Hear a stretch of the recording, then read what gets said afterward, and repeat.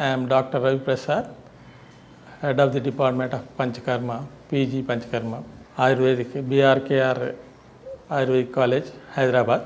ఇక్కడ కొన్ని మూలికలు ఆయుర్వేదానికి బాగా పరిచయమైనటువంటి మూలికలతో మస్కులర్ డిస్ట్రోఫీ అనేటువంటి వ్యాధికి ముఖ్యంగా వాడేటువంటి మూలికలను ఈ ప్రోగ్రాం ద్వారా మేము పరిచయం చేయాలి అనుకుంటున్నాం.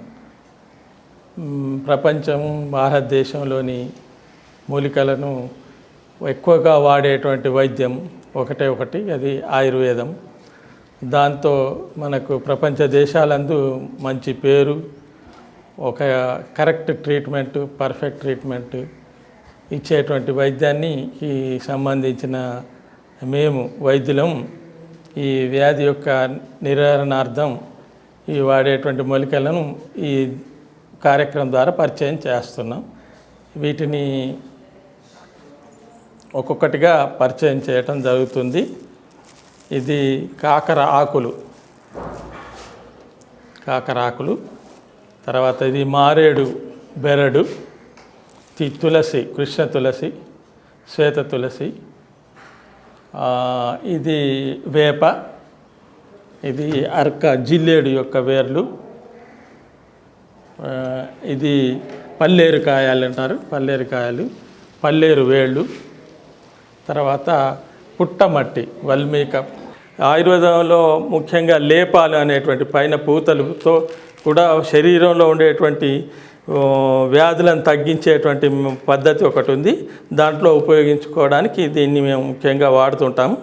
ఇది ఈ వ్యాధుల లేపంగా ఉపయోగించుకోవడానికి తెచ్చినటువంటి మూలికలు, ఈ మట్టి. ఇవన్నీ వీటి యొక్క కషాయం తీసేసి ఏవైతే వ్యాధితో బాధపడుతున్నటువంటి కాళ్ళు కానీ చేతులు కానీ మొత్తం శరీరం పైన ధారలాగా, శివుడికి అభిషేకం చేసేప్పుడు ధార పోస్తుంటాం, ఆ విధంగా చేసేటువంటి ప్రత్యేక చికిత్సలు ఆయుర్వేదంలో పరిషేకం అనేటువంటి హెడ్డింగ్ కింద చరకుడు ఆ పూర్వకాలంలో చెప్పినటువంటి దాన్ని ఇప్పటికీ మనం ఎన్నో విధాలా వాడుకుంటూ మంచి వ్యాధులను, ఎంతకు తగ్గనటువంటి క్రానిక్ డిసీజెస్ని ఈజీగా తగ్గడానికి ఆ రోజు కష్టపడి చెప్పినటువంటి చరకుడికి కృతజ్ఞతలు తెలుపుకుంటూ ఈ వ్యాధిలో ఇది మేము ఇప్పటికీ 5-6 కేసులు చేశాము.